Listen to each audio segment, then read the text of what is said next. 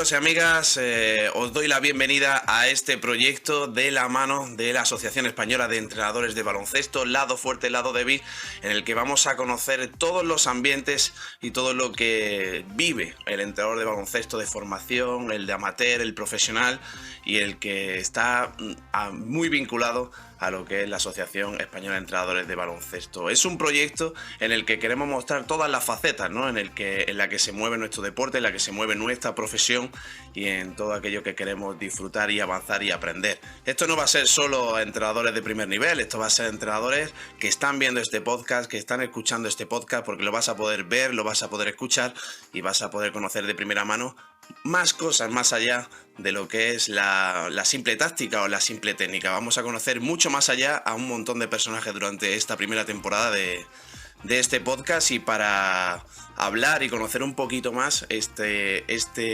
proyecto que está comenzando en este primer capítulo, pues os presento de primera mano pues al presidente de la Asociación Española de Entrenadores de Baloncesto, a Juan María Gabaldá. Juan María Gabaldá, ¿qué tal? ¿Cómo estás? Hola compañeros, hola amigos, pues muy bien, muy ilusionado. Es una línea de trabajo y de comunicación y de enlace con la actividad de nuestras chicas y nuestros chicos que están entrando por ahí y, como te decía, muy ilusionado. La verdad que ha sido todo muy rápido, ¿no, Juan María? Porque decidimos plantearnos este proyecto y poquito a poco hemos ido uniendo piezas, reuniones, encima estando a muchos kilómetros de distancia, pero cuando el objetivo es el mismo, todo es muchísimo más fácil. Bueno, estas son las claves. Ojalá tuviéramos todos esos parámetros como objetivo mismo, que pues nos haría pues ser de alguna forma pues muy eficaces en muchas cosas, ¿no? Pero insisto, yo creo que poder dar voz a gente que está en baloncestos muy anónimos y de alguna forma realizando actividades tremendamente singulares, tremendamente importantes también, porque no solamente entrenan y desarrollan jugadoras y jugadores, sino que hacen lo que hemos hecho siempre, hacen personas, pero en estos momentos con mucha más necesidad por las situaciones que hemos vivido y por lo que ha atravesado esta juventud, esa niñez y esa juventud al menos en estos 2 últimos años. Y hemos querido empezar esta misma semana, porque esta semana comienza la Copa del Rey de baloncesto, que va a ser en Granada, y queríamos empezar esta semana porque creo que era un gran momento, ¿no? Para dar visibilidad a un nuevo proyecto relacionado con el baloncesto y con más INRI, porque nuestro primer invitado, que vas a ser tú quien lo vas a presentar, pues a mí me hace especial ilusión que seas tú quien lo presenta, pues tiene que ver con la Copa del Rey, tiene que ver con el baloncesto de formación y tiene que ver con una de las actividades principales que se van a disfrutar en Granada durante esta semana, que es el Clinic, ¿no? Que la Asociación Española de Baloncesto de Entrenadores de Baloncesto va a presentar allí en Granada.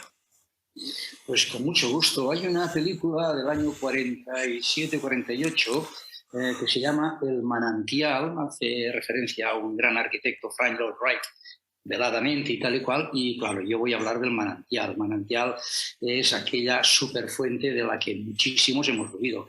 Voy a hablar del gran manantial del mundo del entrenador baloncesto, que es Aito García Arneses, que ha depositado en nosotros lo que se dice el gusanillo y además luego ha aportado conocimientos de todas maneras. Por tanto, Aito, bienvenido a esta primera sesión. Muy bien, pues muchas gracias. A ver si la gente lo puede utilizar bien y ponemos un granito de arena en muchos entrenadores. Tenemos muchas historias comunes, pero yo me gustaría arrancar con la más anecdótica. Creo que era 81-82, que viajamos tú con tu equipo de Cotonificio en aquel momento y jugando en la Liga Nacional, todavía no era Liga CB, y yo viajando con el equipo de chicas que dirigía en aquel momento, creo que éramos Cibes en aquel momento de Liga Nacional. Acordamos, porque nuestros gestores de club, que eran la gente que nos lideraba, acordamos viajar conjuntamente y quedarnos 2 o 3 días, porque el pack era tener que quedarse hotel y tal en Tenerife. Fuimos con tu equipo, mi equipo, a Tenerife, pero claro, es que esos 2 o 3 días era carnaval en Tenerife. Y carnaval en Tenerife provoca el amor. Y el amor se desarrolló que de ese viaje salieron 4 parejas de entre jugadores tuyos y jugadoras mías. Todavía con algunos nos recordamos y hablamos de este detalle.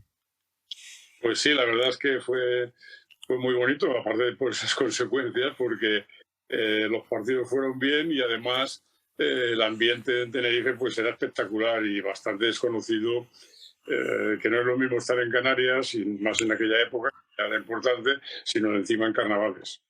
Yo, Aito, para que la gente nos sitúe un poco, porque cuando le he contado a muy poquita gente que íbamos a comenzar este proyecto, ya luego se anunció, porque bueno, el sistema que, para que la gente lo conozca, es un sistema en el que vamos a ir quedando con distintas figuras del mundo del entrenamiento, de la psicología deportiva, de la preparación física. Queremos tocar todos los palos durante esta primera temporada y se lanzó a las redes sociales, se lanzó para que pudieran hacerte unas preguntas que van a ir surgiendo a lo largo de la conversación conforme, pues aquí como hemos dicho que vamos a ir a la improvisación, conforme vayan surgiendo vamos a ir metiendo preguntas que la gente ha hecho y que tenía muchas ganas de hacerte, pero otra de las cosas que han surgido es que la gente me ha preguntado, ¿dónde está Aito ahora? ¿Qué está haciendo ahora mismo Aito García Reneses? Y un poco para que la gente se ubique de dónde está Aito ahora mismo en estos momentos y cuál está siendo su labor, porque es más que sabido que no te vas a separar del baloncesto en la vida.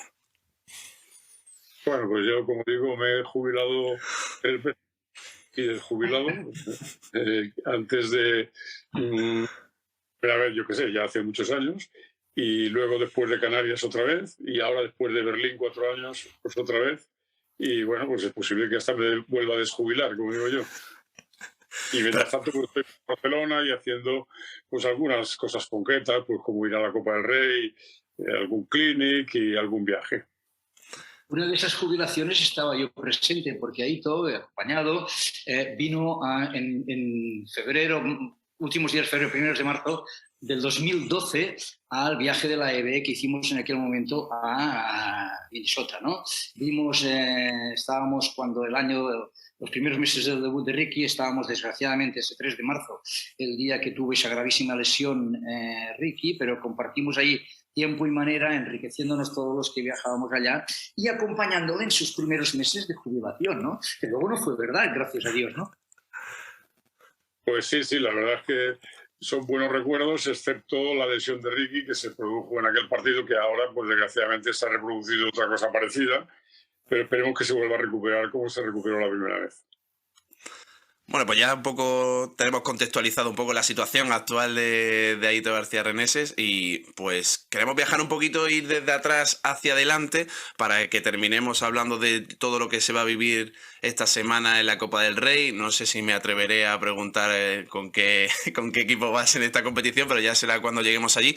Pero viendo que este podcast, que este programa va a ir también muy basado en intentar motivar un poco a estos entrenadores y entrenadoras que están dando sus primeros pasos. ¿Cómo son los primeros pasos de un jugador de un equipo junior que se le pasa por la cabeza la idea de ser entrenador de baloncesto y que tiene la oportunidad de hacerlo en un gran club como puede ser Movistar Estudiantes? Bueno, Estudiantes antiguamente. Bueno, pues sí, efectivamente, yo allí empecé a entrenar. Entonces no se llamaba junior, éramos infantiles o juveniles, y en aquel momento pues habíamos pasado ya al primer equipo, y entonces pues empecé entrenando minibásquet. Y bueno, pues... Pero bueno, eso es cuando empecé de una forma, vamos a decir, efectiva con un equipo, porque ya antes yo tenía la mentalidad de entrenador, cuando jugaba era medio entrenador, medio jugador. En esos momentos siempre tenemos, recuerdo, claro, yo también, yo tenía 17 años y empecé a entrenar al equipo de mi hermana, ¿no? Un equipo de un colegio de monjas que se había quedado sin entrenador. Yo jugaba baloncesto y dije, oye, pues esto puede valer, ¿no? Pero claro, al final siempre las primeras dudas que tienes, y ha llegado en unas preguntas en concreto Juan Pedro González, desde Madrid y tal, que dice, oye, ¿dónde cuando empezamos, cómo podemos disociar un poco el debate ese famoso de competir o formar, ¿no? ¿Hasta dónde tiene que llegar nuestro espíritu de contagio competitivo o nuestro valor como formadores en esas etapas que no tenemos experiencia ninguna? Sí, yo creo que no es incompatible. Es decir, tú puedes competir y formar. Y lo que sí es cierto es que en muchos casos, pues muchos entrenadores toman un poco el ejemplo de los equipos de Euroliga o de los equipos senior y quieren hacer lo mismo. No hay que hacer lo mismo. Hay que competir, pero hay que formar y ir poco a poco, pues que los jugadores pues vayan aprendiendo. ¿Y cómo es eso? Tú, Juan María, empiezas con 17 años, Aito ya parece que tenía bastante claro desde antes ser entrenador. ¿Cómo son esos primeros pasos de que el club confía en vosotros para, oye, mira, vamos a daros este grupo de trabajo, vais a empezar aquí. ¿Cómo son esos primeros pasos que estáis dando? ¿Qué recordáis de esos primeros pasos? Si cogíamos, porque mucho lo que hacen muchos entrenadores es, cuando comienzan, es coger ejercicios, coger teorías de cuando ellos eran jugadores y muchas veces no consiguen trasladarlo, ¿no? Y ves a chavales muy jóvenes haciendo ejercicios muy complejos, a lo mejor para la generación que están entrenando, porque dicen, hombre, es que esto es lo que hacía mi entrenador y como a mí me gustaba este ejercicio, lo vamos a implementar aquí. ¿Cómo recordáis esos primeros pasos, esos primeros días entrenando con vuestro grupo? Y si recordáis, nos podéis decir también un poco cómo eran vuestros primeros equipos. Déjame que me adelante, Hito, porque tengo que nombrar una persona, yo también. Sí, tengo que nombrarlo. Yo es la persona que me hizo traspasar el umbral de hacer que me gustase jugar, es decir, botar, pasar, tirar, defender, a que me gustase enseñar a botar, pasar, tirar, defender. Juan Tena Triviño, un entrenador malogradamente que está en el cielo, murió excesivamente joven para todos los que le queríamos, fue el hombre que me hizo traspasar esa línea y comprender desde el origen cómo son las cosas. He tenido mucha fortuna de ser tutelado en mis orígenes por un ser humano y por un entrenador como Juan Tena. Bueno, pues ya que ha dicho esto de Juan, voy a poner esta cámara para que veáis. A ver, aquí sí se ve. Vamos a ver si lo vemos. A ver, aquí detrás tengo un cuadro dedicado por él, que es como un cerebro convertido en balón y dedicado a mí, por lo cual pues estoy muy contento de recordarle constantemente. Y luego, por otra parte, pues para mí esto fue relativamente fácil porque yo ya estaba con esa mentalidad desde que era jugador infantil, ¿no?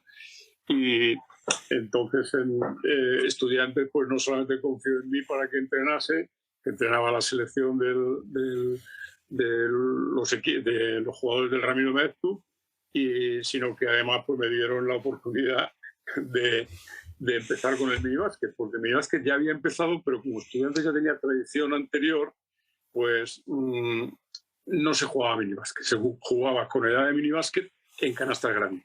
Pero ahora ya empezamos con más pequeños y de un mes para otro pues empezamos pues con una competición interna de 28 equipos que organicé, en la que pues hubo que ir por las clases de los mayores para ver quién quería ser entrenador, les hice sus cursillos, los mismos árbitros, y luego pues pasamos por las clases para empezar a hacer los equipos. Y fue una experiencia tanto organizativa como técnica muy interesante. Me gustaría aportar un puntito más con un par de preguntas que viene de un hombre que ha hecho ese recorrido, ¿no? Supongo que te acuerdas, conocemos todos a Rafa Sanz, entrenador andaluz, que ha sido un hombre que se forjó desde la base, luego ha estado en baloncesto profesional y ahora está entregado todavía nuevamente a las etapas de formación, ¿no? He sido rival suyo en el banquillo, me ha llevado por la calle a la amargura con sus equipos siempre bien armados y él plantea un par de cuestiones. Una que hace referencia a si podemos definir desde el punto de vista tuyo, Aito, cuál es el fundamento más importante que deben aprender las jugadoras y jugadores jovencitos. Bueno, yo creo que hay que aprender todos, pero efectivamente poco a poco. Y si me haces destacar uno, pues era el pase. Porque si muchas veces ves equipos de niños jugando, ves a uno botando y todos corriendo detrás. Y eso pues no es lo mejor. Por tanto, si tengo que destacar uno, es el pase.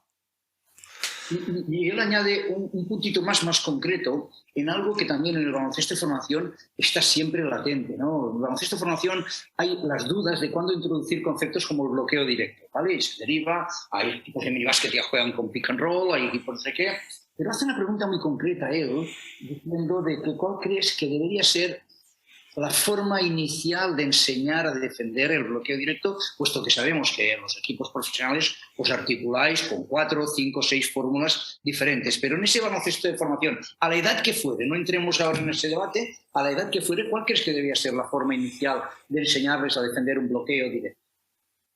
Bueno, yo creo que antes del bloqueo directo, pues hay que enseñar a jugar contra uno, a enseñarles a pasarse, a enseñarles a cortar y pasar, y concretamente estos años que entré en minibásquet, yo creo que no jugamos bloque directo nunca, sino que hacíamos cortes, hacíamos contraataques. Entonces, cuando ya llega un momento que vas añadiendo cosas, es cuando puedes empezar con el bloqueo directo. Y no diría ninguna forma concreta, sino que depende de muchas circunstancias y no querer hacer demasiadas cosas al mismo tiempo, sino empezar con una muy sencilla y hacer esa bien. Y cuando haces esa bien, puedes hacer una siguiente, pero no querer hacer pues, como si fuésemos replicar lo que hace un equipo senior. Claro, andando un poquito en este tema, pues claro, desde la ocupación de espacios hasta los mismos bloqueos, como está hablando Juan María, yo sí tengo una duda que sí se me ha presentado muchas veces, que es, evidentemente cuando tú estás trabajando equipos de formación, equipos muy jóvenes, en edad de minibásquet, de infantiles, incluso cadete, no... Yo, por lo menos, yo sí tengo la idea de que todos valen para todo. Mida en ese momento 1,50 m, que mida 1,80 m, pero ¿cuándo realmente se tiene que empezar a trabajar en que, oye, estoy empezando a tener a un chico que puede sacarle muchísimo más ventajas, siendo el que juega el pick and roll y es el que va hacia adentro? Voy a empezar a trabajar ciertos carretones para que sea un especialista en tiro o un juego interior. ¿Cuándo se comienza cuándo se debería empezar a trabajar en cosas específicas? Aunque ahora mismo estamos viendo un baloncesto mucho más evolucionado en el que todos los jugadores saben hacer de todo, que ahora vemos a jugadores de 2,15 metiendo 4 o 5 triples por partido, jugadores de 2,05 m que son capaces de subir el balón con bastante facilidad y que sueltan el pase, pero ¿cuándo se debe empezar a trabajar específicamente en posiciones con respecto a lo que parece que va a ser el jugador? Yo creo que lo más tarde posible, porque mientras tanto pues vas aprendiendo todo. Yo tengo aquí, con respecto a eso que has dicho, había un entrenador en el infantil del Barça que se llama Mañé, que jugaban todos en todas las posiciones. Y una vez atacaba uno de pívot, otra vez atacaba ese mismo de base. Y luego, pues claro, tenemos otro ejemplo también con Pau Gasol, que como no tenía un cuerpo grande, grande sí, pero no potente, entonces pues su entrenador empezó a hacerle jugar en todas las posiciones y eso le sirvió pues, para ser un jugador pues, que luego podría haber terminado de 4, podría haber terminado de 5, pero empezó debutando en la ACB jugando de 3 y subiendo el contraataque en muchas ocasiones. Pues eso es gracias a que su entrenador tuvo esa visión de no hacer como muchas veces se hace con los altos, es decir, bueno, como eres más patoso y tal, pues no juegas, solo entrenas. O juegas, pero tú solo coges el rebote y te la vendrán a buscar al hermano. Eso es un error total. Yo creo que hay que entrenar con todos en todas las posibilidades. Luego la especialización va viniendo sola, pero cuanto menos especialización sea mejor. Como habéis dicho antes, hay ahora muchísimos pibos que antes estarían a 2 metros del aro siempre y que ahora son capaces de meter triples y de defender fuera, ¿no? Entonces, pues está claro que la especialización llega a un momento que la vas a hacer un poco más, pero cuanto más completo seas, mejor. Introducimos conceptos, temas del baloncesto ya más profesional, por ejemplo, para hablar un rato de ello. Yo, por mí, perfecto. No sé si tienes alguna de las preguntas que nos han hecho nuestros compañeros pues si quieres lanzarla y a partir de ahí, a donde nos lleve. Tengo una pregunta que va ligada un poco con esto, ¿no? Que hace referencia a esos jugadores que nos llegan a profesionales y tal y cual, pero que evidentemente es un jugador de élite, pero necesita trabajar en su mejora, algo que reiteradamente Aito ha hecho. Aito ha introducido conceptos que todos los entrenadores que nos hemos forjado en ese manantial hemos bebido. Introdujo en su momento el triple post, creo que era con Kasanowski, se llamaba el canadiense, ¿era? Sí, Kasanowski, Schultz y Jiménez. Efectivamente, introdujiste luego el concepto puro y duro del alero alto, cuando no jugábamos con un 3 de 2 metros nadie, después el base de 1,90 m con José Montero, el anterior con Andrés Jiménez, etc. Pero bueno, tenemos un hombre muy querido por ti y por mí, directivo de la asociación, fundador de la Asociación Española de Entrenadores, que en estos momentos estamos inaugurando un poco el circuito de la celebración del 50 aniversario con este acto y así... miembro fundador y directivo todavía de nuestra entidad, Javier Añúa. Javier Añúa nos manda también una pregunta y hace referencia a esto, ¿no? Un jugador de élite necesita trabajar en su mejora? Claro, ninguna duda. Es decir, que esto de que cuando eres joven tienes que aprender, no. Cuando eres joven tienes que aprender, pero cuando eres mayor también. Y entonces, pues tú tienes ganas, vas a aprender. Eso está clarísimo. Y hay muchos ejemplos de jugadores, por poner un ejemplo concreto, Alberto Oliver, cuando estaba en Gran Canaria, con 34 años, empezó a jugar por primera vez en el poste bajo. ¿Por qué? Pues porque lo entrenaba, lo hacía bien y luego pues fue práctico para el equipo. Entonces,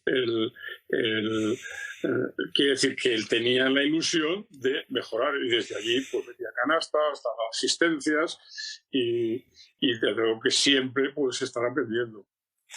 Y yo te quería preguntar a los dos también, porque pese a que te hayas retirado 3 veces, sigue estando inactivo. El entrenador de baloncesto entiendo que también, o sea, entiendo que también tiene que ser una formación continua. ¿De dónde bebe Aitor García Renesen mientras está en la élite para seguir aprendiendo? ¿Son autodidacta? ¿Busca referencias en otros sitios? ¿Cómo crece el entrenador de baloncesto cuando ya tiene toda su formación académica?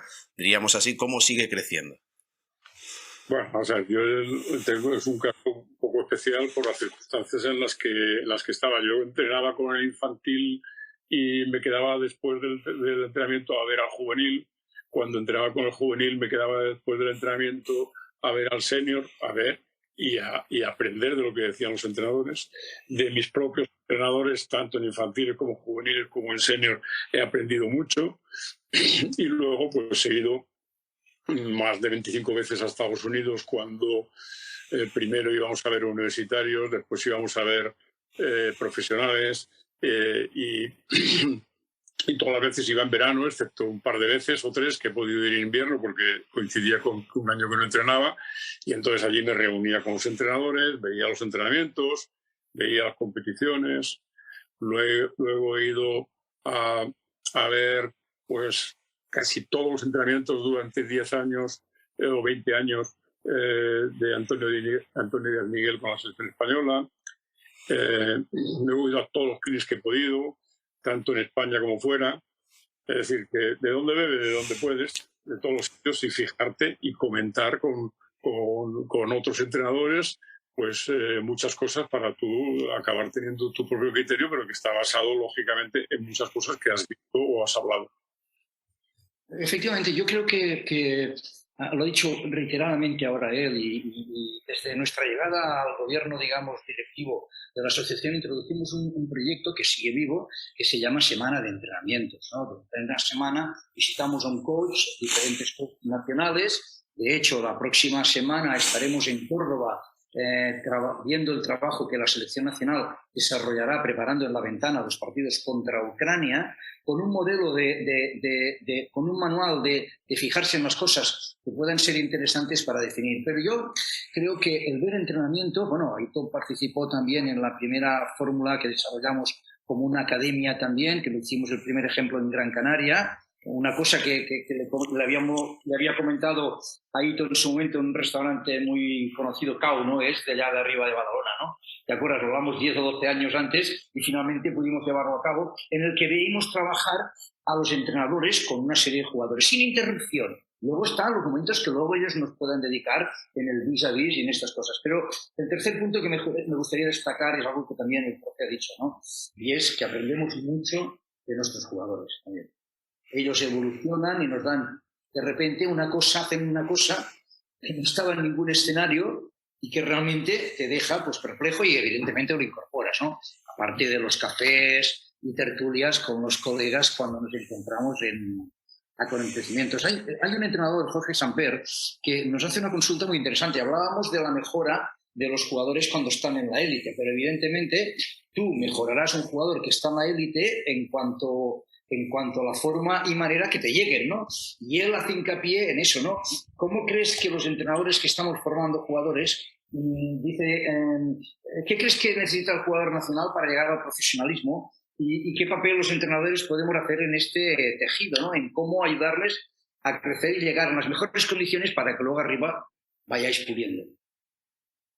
Bueno, pues haciendo los entrenamientos, yo podría añadir una cosita, que es que cuando tú tienes un grupo hay algunos jugadores que son mejores que otros y entonces tienes que procurar hacer el entrenamiento de equipo para los mejores, porque los que son un poco más peores en ese momento, pues no puedes pararte para explicarles mientras otros están ahí esperando. Entonces eso lo puedes hacer en entrenamientos individuales. Es decir, yo siempre digo, si yo hubiese estado con Michael Jordan entrenando, yo jugador también, no hubiese sido muy lógico que para enseñarme a hacer un movimiento, allí estuviesen Michael Jordan y otros esperando.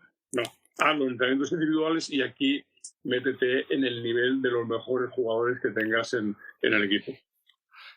¿Cómo ha cambiado la relación del entrenador con los jugadores? Es decir, un proyecto como los que has tenido en el Barcelona, como has tenido en la Peña, incluso con los jugadores de la selección española o en el mismo Alba de Berlín. ¿Cómo ha cambiado esa relación con el jugador durante tu etapa como entrenador? ¿Cómo es en un mundo en el que existían quintetos cerrados, en el que apenas había cambios, a un mundo en el que te llegan jugadores que pues cada uno viene con un papel, cada uno viene con un trabajo específico de verano que trabajan solo? ¿Cómo es esa relación durante el verano cuando son los mismos jugadores que entrenaste el año anterior? ¿Ha cambiado mucho eso?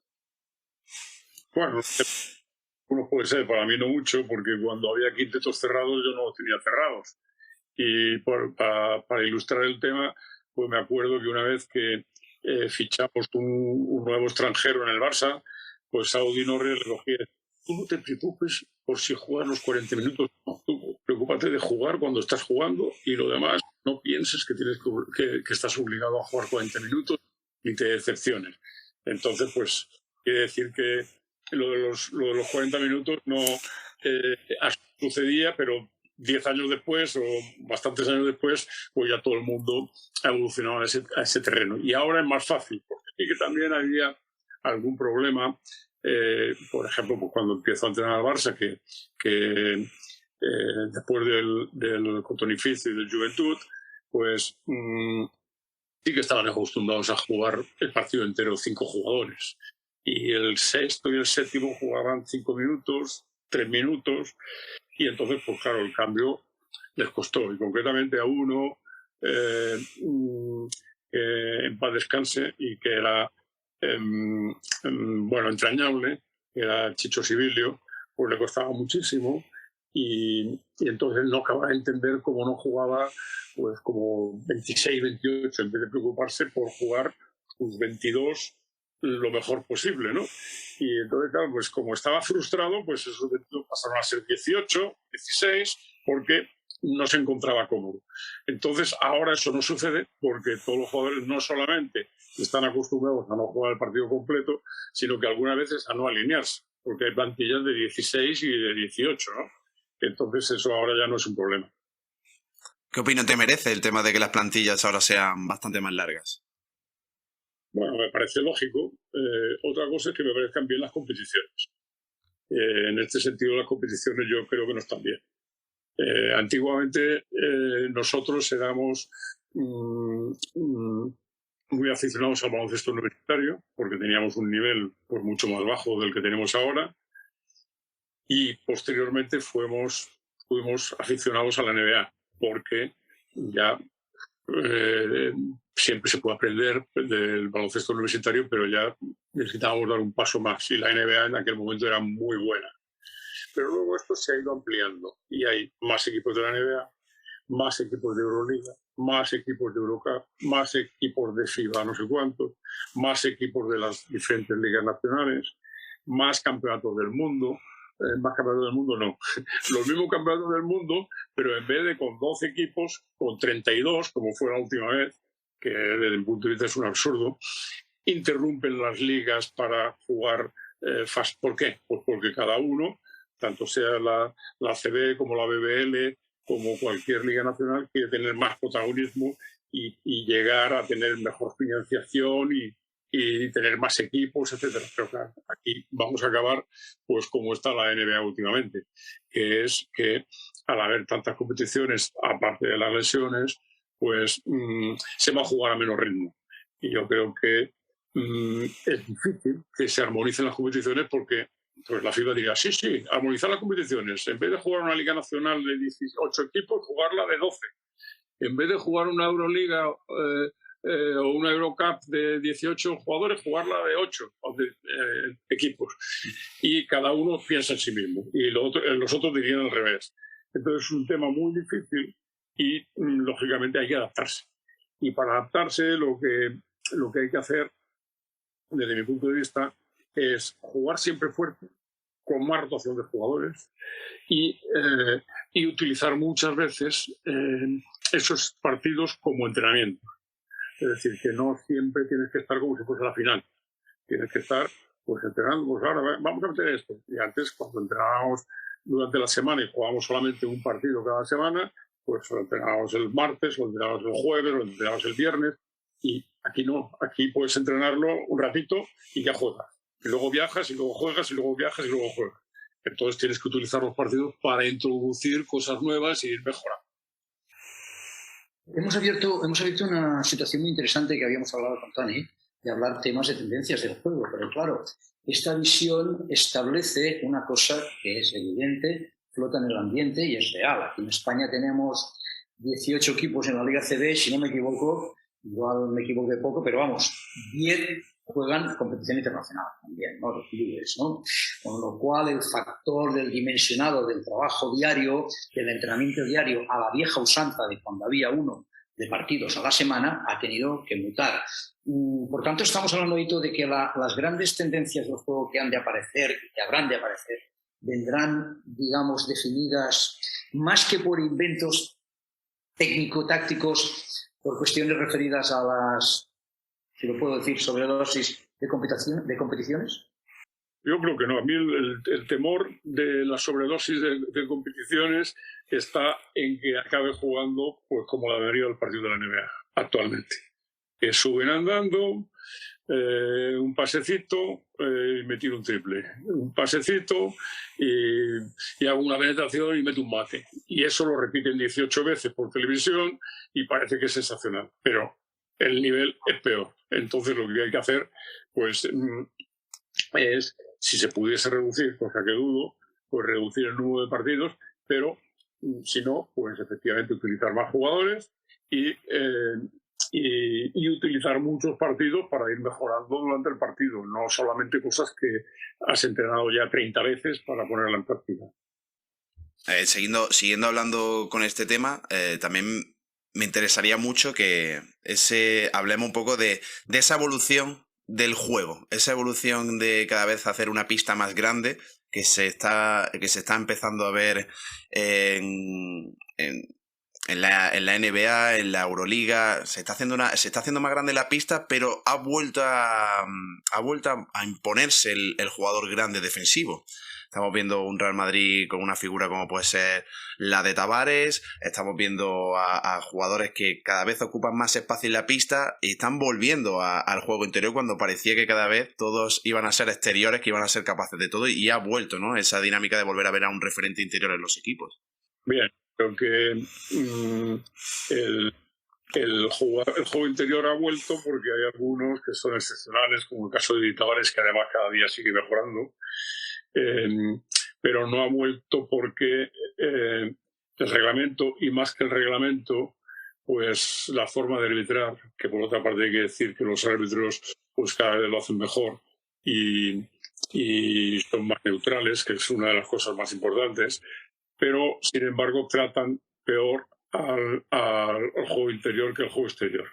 Y una figura exterior finta por aquí, finta por ahí, se marcha y le tocas un pelo, falta personal.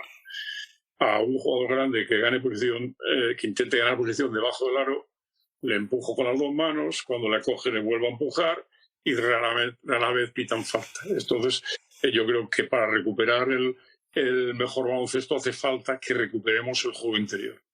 Entonces aquí hubo una cosa muy buena en su momento, que era la línea de 3 puntos, que coincidió con el inicio de la ACB. ¿Por qué? Pues porque todo el mundo se cerraba y la gente no tiraba tan bien como ahora. Entonces, el juego se colapsaba. Al poner la línea de 6.25 en aquel momento, pues ya si flotaban, metían un triple y eran 3 puntos en lugar de 2. Entonces, eso fue muy útil en aquel momento, los primeros años, pero después ya no, porque los jugadores son más altos, más fuertes, más rápidos y pueden llegar a ayudar dentro de la zona y al mismo tiempo salir a defender fuera. Por eso una cosa que prácticamente todo el mundo está de acuerdo que hay que hacer es ensanchar el campo para que esa ayuda desde el ala al poste bajo o dentro de la zona pues sea más difícil y permita más el juego interior que ha ido desapareciendo poco a poco. Te lanzo la pregunta que evidentemente ya prácticamente la has respondido con esto último que has mencionado. Nuestro amigo Miguel Ángel Luque hablaba de que entiendo las tendencias de los últimos años hacia el 4 abierto con alergia a la pintura o al small ball. ¿Prefiere jugar con un interior, dos, ninguno? ¿Cómo es su ofensiva principal en ataque? ¿Sin scouting hacia el equipo contrario? O sea, ¿cómo jugaría ahora mismo, cómo juega el baloncesto de Aitor García Reneso o hacia dónde cree que va? Bueno, pues creo que a lo que va es, ya como he apuntado en comentarios anteriores, es a que no juegas con un interior, juegas con 5. Quiere decir que en un momento determinado, si el 5 es capaz de tirar de fuera, entonces puedes jugar con el 1 dentro o con el 2 dentro. Y lo mismo, si el 4 es un buen pasador, pues es como si fuese un base. Y entonces pues hay muchos que juegan el contraataque con un 5 por el medio, llevando el balón y lo mismo que estamos hablando. Entonces yo creo que la evolución tiene que estar en ser completos y en jugar posiciones interiores y exteriores. Y para que no quede demasiado reducido todo ese tema, ya digo, hay algunas cosas primero que yo creo que están en ello, porque es muy difícil también para los árbitros decir, bueno, vamos a aplicar más faltas. Por ejemplo, ahora es más faltas de interiores, estaba pensando yo. Ahora pues está que la idea es buena, ¿no? Es decir, cuando hay un jugador que está lanzando un triple, por ejemplo, y sin llegar a puntearle el brazo, a tocarle el brazo cuando punteas, sino que te metes en su línea cuando él baja, cae sobre ti.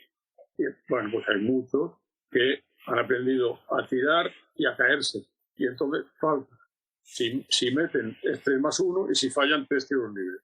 Entonces, ¿por qué? Porque es lógico que los directores de arbitraje digan, oye, esto es peligroso porque uno que está saltando y cae sobre un pie cuando ese pie no estaba cuando él salta, entonces vamos a evitar eso, ¿no? Pero entonces se pasan, porque es inevitable. O sea, hay muchos que dicen, oye, como tengo que tirar esto, pito cuando no es tan bien. Y entonces vienen las simulaciones. Bueno, pues todo este tema es un poco complejo, pero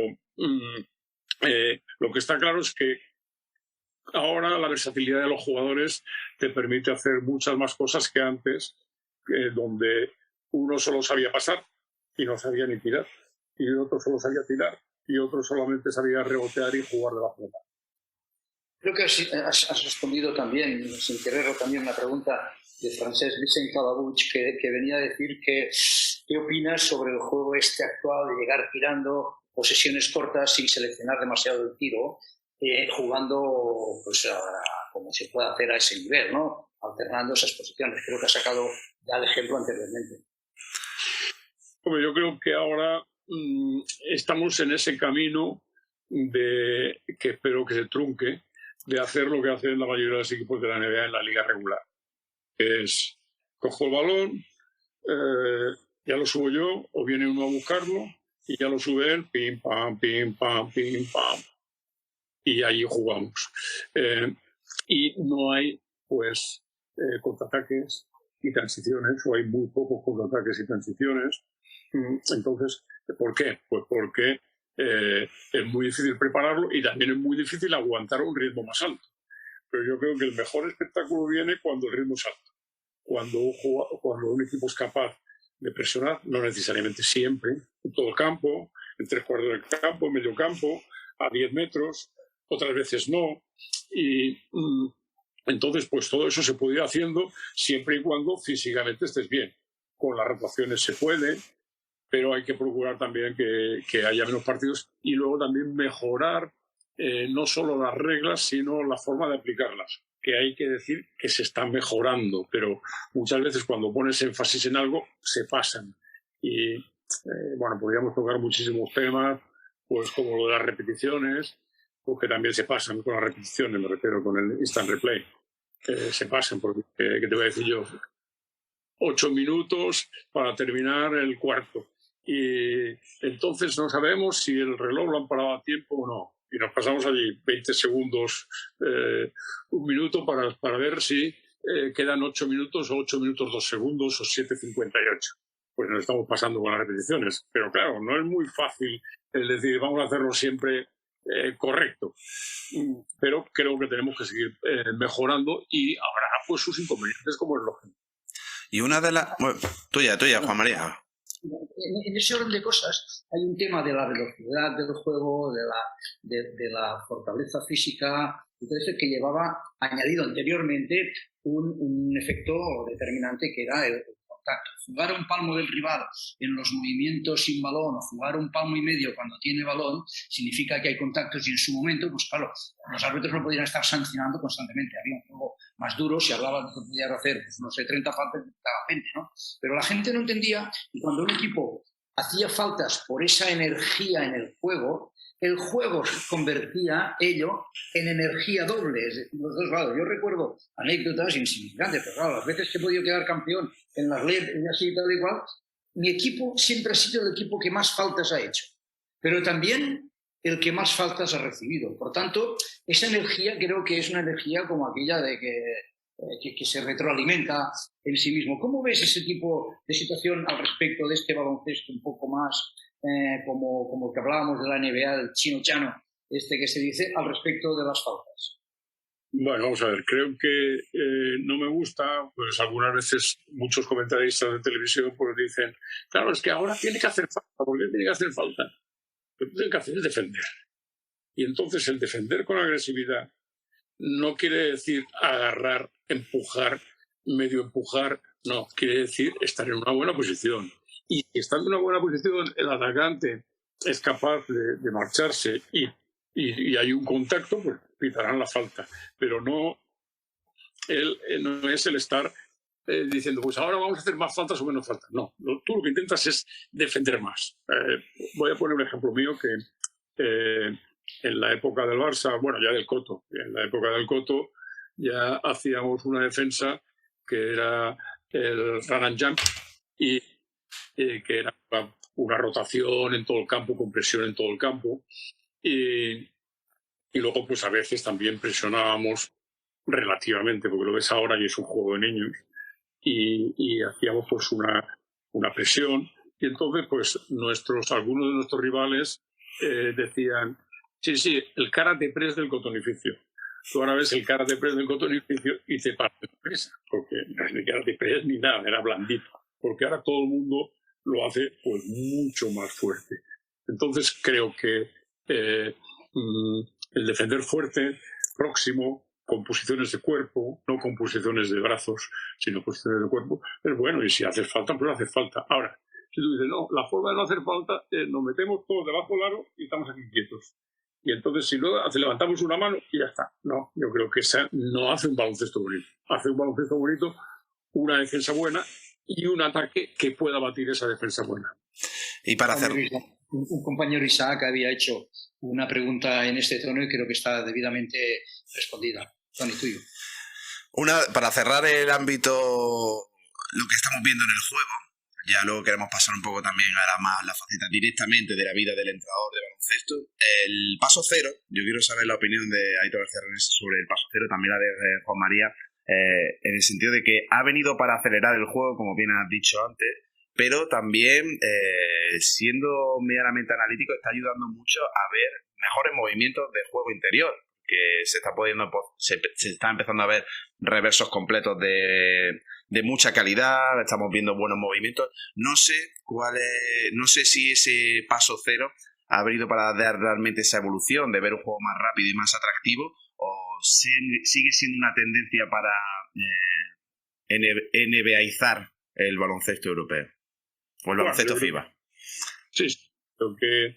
Ahora, primero voy a terminar, que antes no terminé la exposición de lo del cotonificio y del gas de press, pues después sí que nos pitaban faltas, muchas faltas, en el Barça, en el Juventud, o que fuese, ¿no?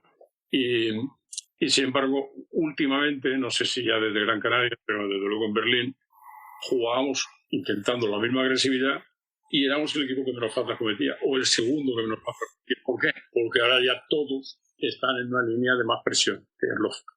Y luego aquí, pues también yo creo que hay que hacer un homenaje a Juan Carlos Navarro, porque él ya hacía los pasos que le acabaron pitando, y 2 años después de retirarse dice, no, eso ya no son pasos, porque tú te puedes parar como quieras para meter un triplazo como los que él metía.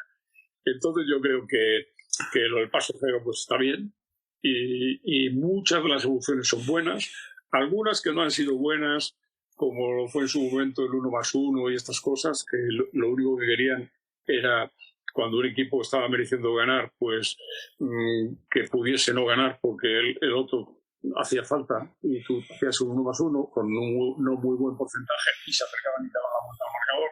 Eso que es el generar una igualdad artificial, eso era un error y se quita. Muy bien, pues yo creo que el paso cero está bien, y muchas de las cosas que están tratando de implementar está bien, y sobre todo con esa idea de seguir mejorando el arbitraje, seguir mejorando el juego, y eso lógicamente no es fácil y requiere sus pasos, pero yo creo que si miramos atrás vemos claramente que el arbitraje está haciendo cada vez mejor.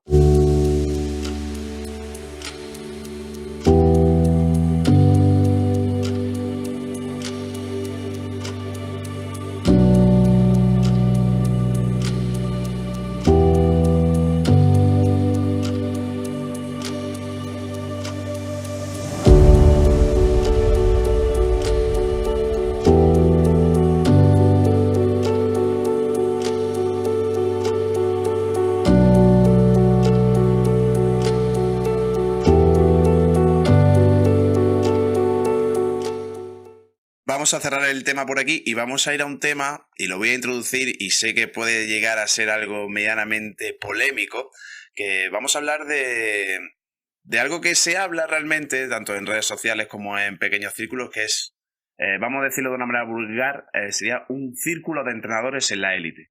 ¿Qué quiere decir? Ese círculo de entrenadores, ese número de entrenadores que siempre van a estar rodeando a la competición, en este caso a la Liga Endesa, y que pese a, por ejemplo, ser destituidos, al poco tiempo vuelven a entrar en otro equipo que ha destituido a un entrenador que dentro de poco va a estar en otro de los equipos de la Liga Endesa, y eso a los entrenadores desde abajo le da la impresión de que existe un techo en el cual es muy complicado pasar para poder llegar a ser un entrenador de la Liga Endesa. No sé qué opinión os merece a los dos.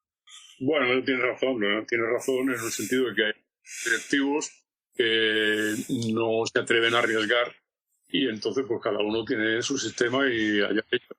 Pero por otra parte tengo que decir que no sé decirte si 10 o 15 ex entrenadores ayudantes míos están en la máxima competición. Por tanto, esa norma realmente no sucede siempre. Hay algunos equipos que sí, que solamente se fían de entrenadores que tienen una gran experiencia, y entonces pues no dejan paso a lo nuevo. Pero eso pasa igual con los jugadores. Hay algunos entrenadores que los jugadores que no tienen una gran experiencia pues no juegan apenas, y otros pues que no. O sea, cada uno pues que elija lo que considere más conveniente para su equipo. Yo considero que el entrenador español ha progresado tanto en los últimos 25 años que ha llegado un momento que realmente ocupamos espacios muy determinantes internacionalmente, ¿no? Y creo que esa formación viene derivada de muchas cosas. Primera, el amor específico a enseñar a jugar casi más que preferir jugar, con lo cual esto ha ido añadiendo al tejido, a la base de entrenadores a muchísima gente, ¿no? Y por tanto encuentras en ellas y en ellos cantidades de ejemplos de tipo. Hombre, es evidente que esta gente, no todos ellos tienen aspiración de llegar a ser una entrenadora o un entrenador de superélite, y por tanto ya les va bien el territorio donde se maneja. Pero hay otros, muchos que sí, que han hecho grandes esfuerzos para poder tener su oportunidad.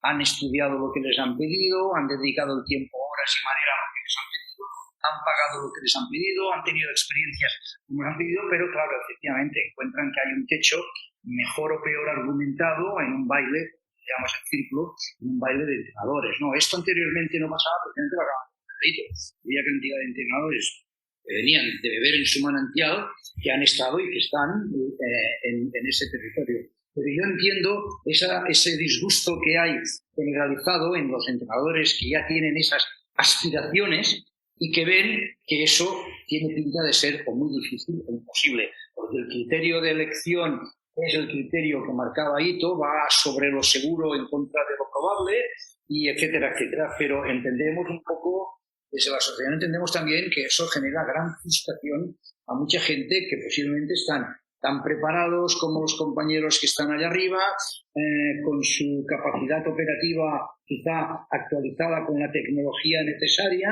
con idiomas realmente consolidados y dominados, y esperando su turno, teniendo en cuenta que es una profesión que para ocupar el turno de oficio, bajo toda expresión, hay muy pocos sitios para trabajar profesionalmente en este país.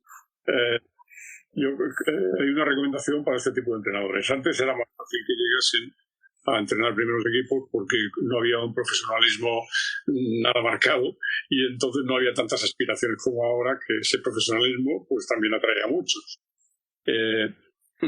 Ahora bien, yo creo que no tienes que estar esperando que ir a entrenar al primer equipo de no sé dónde, sino que tienes que disfrutar entrenando al juvenil o entrenando al junior o entrenando al que sea. Entonces, a partir de aquí ya vendrán si tiene que venir, pero no es puedes estar entrenando pensando en promocionar, sino promocionar en tu mismo equipo. Y claro, yo creo que también ha evolucionado mucho, que cada vez hay más especialización dentro del cuadro del entrenador. Cada vez vemos más staff dentro de un mismo entrenador. A lo mejor antes veíamos un primero, un segundo, y ahora podemos ver hasta 5 o 6 personas trabajando alrededor de la figura principal. Y cada vez yo conozco más entrenadores que están empezando a derivar por allí. Están empezando a derivar vale, a lo mejor no voy a ser un primer entrenador, un primer espada llevando un equipo, pero todos los conocimientos que tengo también los voy a llevar al lado de la estadística avanzada. Los voy a llevar alrededor del trabajo de vídeo. Y cada vez estamos viendo mucho más eso, ¿no? Bueno, yo creo que es una oportunidad para estos entrenadores de estar cerca de donde aparte de que puedan aportar cosas al equipo, indudablemente, pues también están cerca de cómo se lleva un equipo. Y además, yo tengo que decir que yo fui uno de los primeros ayudantes de España, porque fui, siendo jugador todavía, era entrenador ayudante de Ignacio Pinedo en la selección junior. Y la verdad es que me fue muy bien, aparte de que Ignacio pues también pues daba mucha cancha y me dejaba hacer muchas cosas, pues eso no todo el mundo tiene la oportunidad. Y ahora sí todo el mundo tiene la oportunidad, porque en aquella época no había ayudantes prácticamente. Y sino que incluso yo cuando empecé a entrenar, pues era poco menos que entrenador, preparador físico, entrenador ayudante, delegado y todo, ¿no? Entonces, ahora existe esa diversificación y también pues es una buena oportunidad para mucha gente que le guste y que pueda llegar a aprender estando en esas posiciones como yo lo hice en su momento.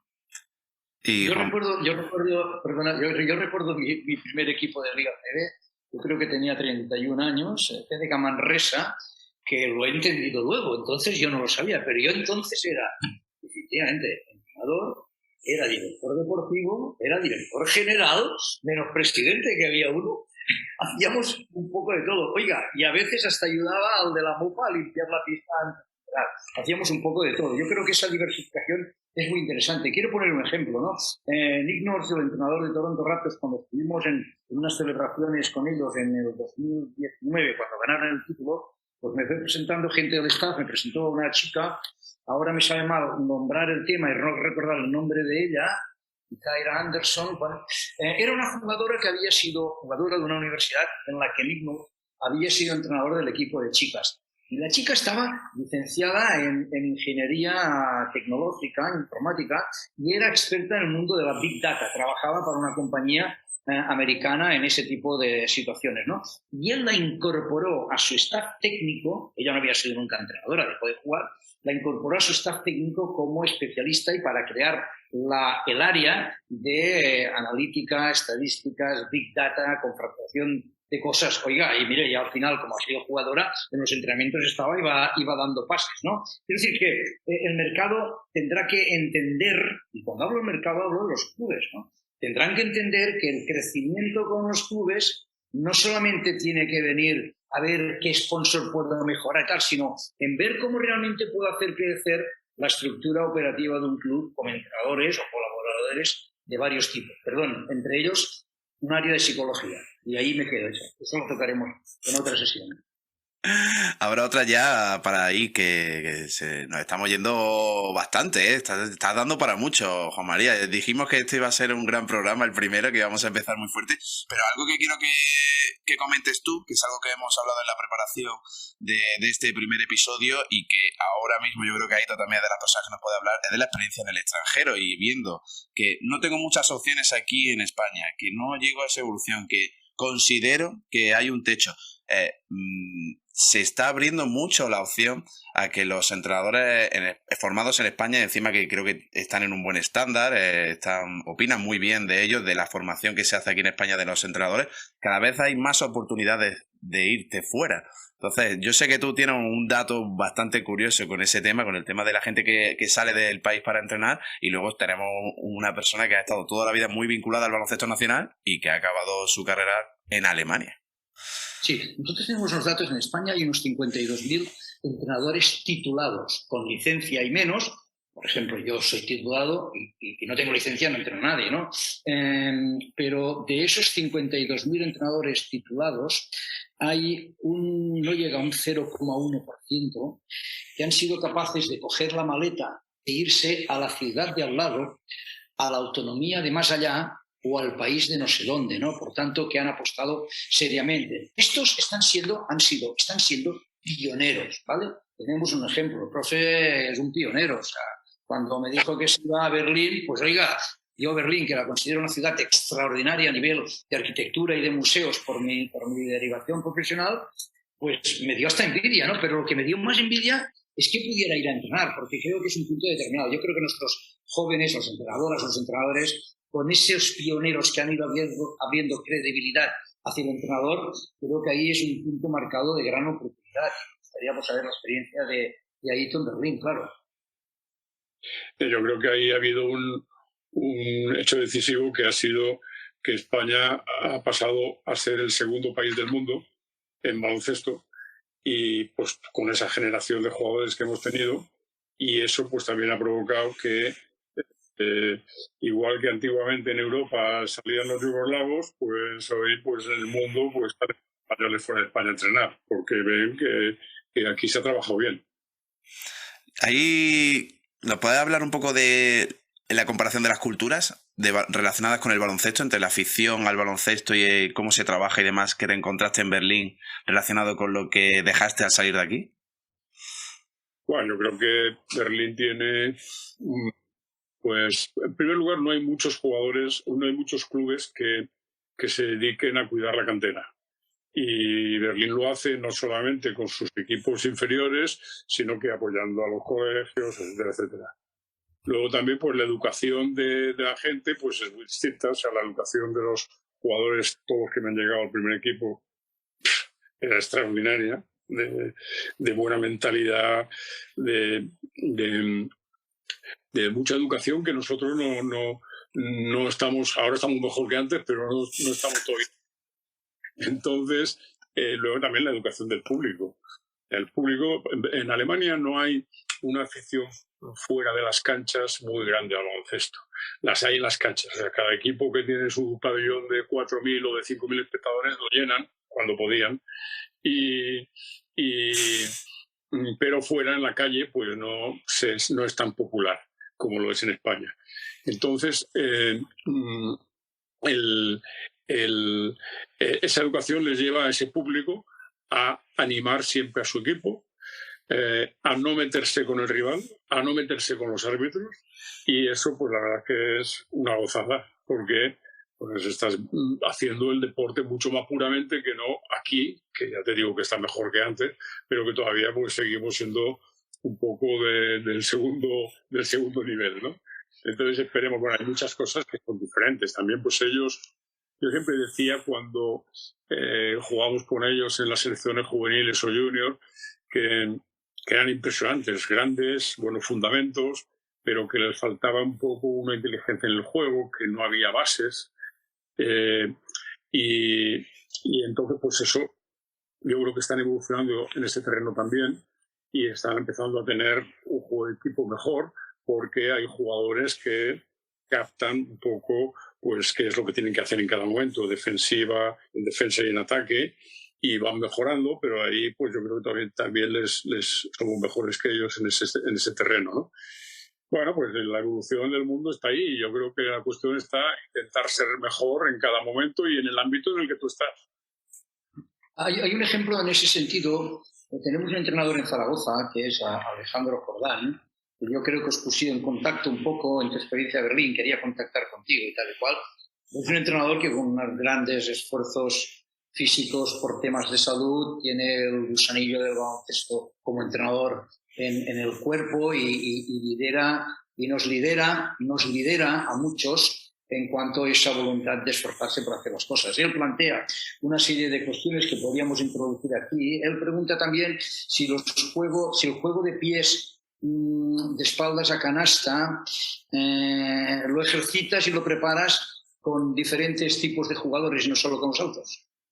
Claro que sí. O sea, yo creo que aquí hay ejemplos muy claros de gente que lo hace muy bien. Pues, no sé, por decirte, ahora los dos primeros que me vienen a la cabeza, pues Ante Tomic en el Juventud y Davis en el Barça. Pues pivotan por aquí, pivotan por allá, o Bogdanovic en el Juventud también. Y bueno, y hay muchos jugadores que juegan muy bien ahí. Y eso, pues, lo mismo que hablábamos antes de Alberto River, pues si tú eres capaz de irte para un lado, para el otro, filtrar por aquí, marchar por allá, pues sí, claro, es bueno. Sobre todo si el juego interior pues vuelve a ir ganando un poco de importancia. Esa situación digamos, la coreografía necesaria para instalar en Berlín en una dinámica cultural del baloncesto X, esa coreografía necesaria para establecer conceptos que se llaman de filosofía de juego, está muy en moda en el mundo del fútbol, ¿no? Pero al final es simplemente aplicar los recursos.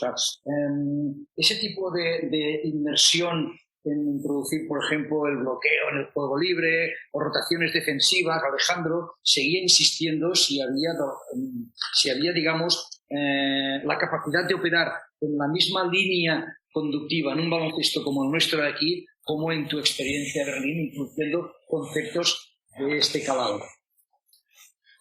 Bueno, yo creo que en cada momento hay que ver, lo primero que tienes que hacer es adaptarte al nivel de los jugadores. Y entonces, pues tú te sitúas un 1% más arriba de donde están, o un 2%. Y cuando llegan a subir ese 2%, pues otra vez un poquito más. Pero claro, lo que no puedes hacer es tener una idea que tus jugadores no pueden aplicar porque no tienen ni los fundamentos ni la cabeza para hacerlo y decir, pues yo me sitúo un 100% y esto hay que hacerlo así, ¿no? Hay que adaptarse a donde estás y ir mejorando poco a poco. O sea que eso se puede hacer en cualquier lugar. Álvaro Curto, que es otro entrenador muy activo de nuestra comunidad, también planteaba qué aspectos, esto que estamos intentando explicar cómo lo desarrollaríamos, qué tan influyente es y qué orden de ejecución estaría en conceptos de la técnica o de la táctica o de la defensa. ¿Cómo llegas a un sitio con esa idiosincrasia y dónde empiezas a sumergirte más? Es decir, empiezas a corregir conceptos técnicos, vas por temas de la defensa exclusivamente para... ¿Cómo armonizas una agenda de trabajo en todos los conceptos que tú estás o quieres introducir?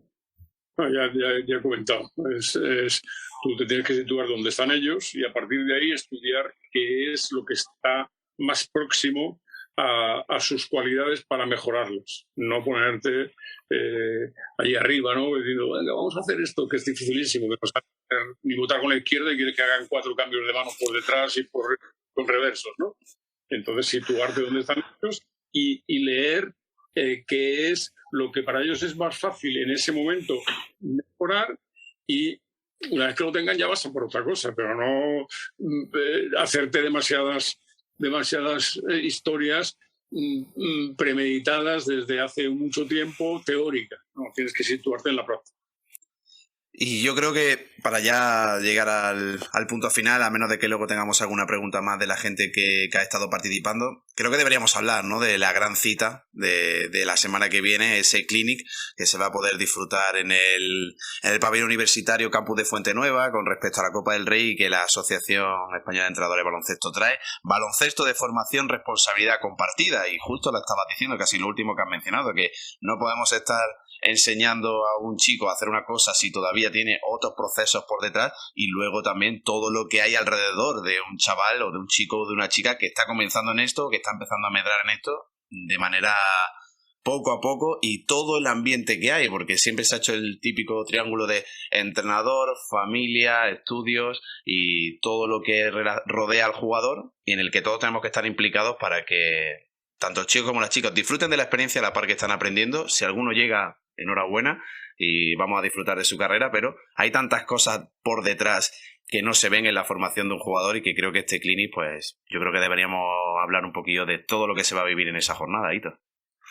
Bueno, yo creo que mejor que lo reservemos para el propio clinic, los demás, si por aquí todo, entonces ya no hace falta ni que hagamos que sí, hay muchas que decir, y vamos a ver si acertamos en cuáles pueden ser mejores para todos los asistentes. En todos los momentos han habido unos actores intervinientes desde que empezamos a entrenar, que son las familias, ¿no? Hombre, en estos momentos yo creo que el gran actor tienen que ser las criaturas. Tengamos en cuenta estos 2 años que los adultos lo hemos vivido como hemos pedido, ellos lo han vivido con muchísima más sorpresa, pero seguramente, como son los críos, con mejor capacidad de moldarse. Pero no perdamos de vista que han visto situaciones en las que nosotros, los adultos, no estamos preparados. Hemos visto perder familiares directos, amigos, hemos visto sufrir cuestiones laborales de los padres, hemos visto pues cómo el colegio no tengo que ir, tengo que estudiar de nuestra manera.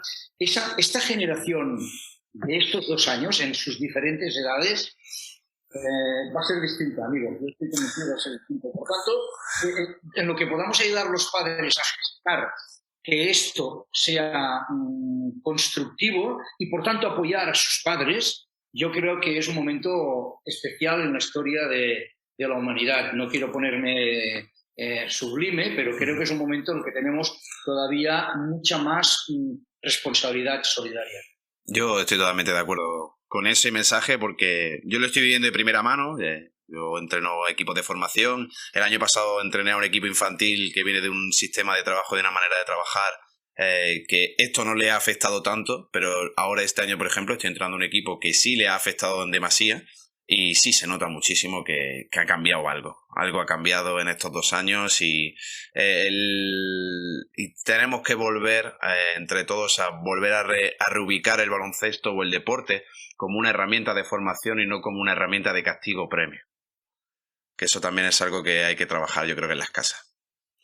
Muy bien. Pues gracias, yo creo que ha estado una jornada. Yo creo que ha estado muy bien, ¿no, Juan María? Creo que ha salido bastante bien, encima nos ha quedado bien de tiempo, creo que no hemos aburrido muchadito, creo que ha estado bien, ¿eh? El manantial sigue vertiendo litros y litros y litros de agua. Hay un cambio climático en el mundo, sequías de aquí y de allá, pero el manantial está litros y litros y litros. Muy bien. Pues nos vemos, ¿no? ¿Cómo? Que nos vemos pronto. Nos veremos de inmediato, sí, estaremos juntos allá en Granada. Gran sitio para estar, efectivamente. Pues Aito García Renese, que muchísimas gracias por estar con nosotros en este primer programa de esta primera temporada, en la que esperemos que volvamos a vernos muy pronto. Seguro nos vamos a ver en Granada en ese clinic, y yo creo que disfrutando de un gran trofeo como va a ser la Copa del Rey y la mini copa, que creo que también es un trofeo que hay que ensalzar, y que vaya todo muy bien, que ojalá podamos hablar dentro de un tiempo de que te retiras por 4ª vez. Muy bien. Pues Juan María, que ha ido muy bien la cosa, ¿no? Que tenemos que trabajar en el siguiente capítulo. Es la inauguración de nuestra celebración de cincuentenario y por tanto ha sido gloriosa. Muy contentos. Pues aquí termina este primer episodio de Lado Débil, Lado Fuerte o Lado Fuerte, Lado Débil. Y muchísimas gracias por acompañarnos en este primer capítulo de este podcast que va de la mano de la Asociación Española de Entrenadores de Baloncesto. Nos vemos muy pronto en el siguiente capítulo.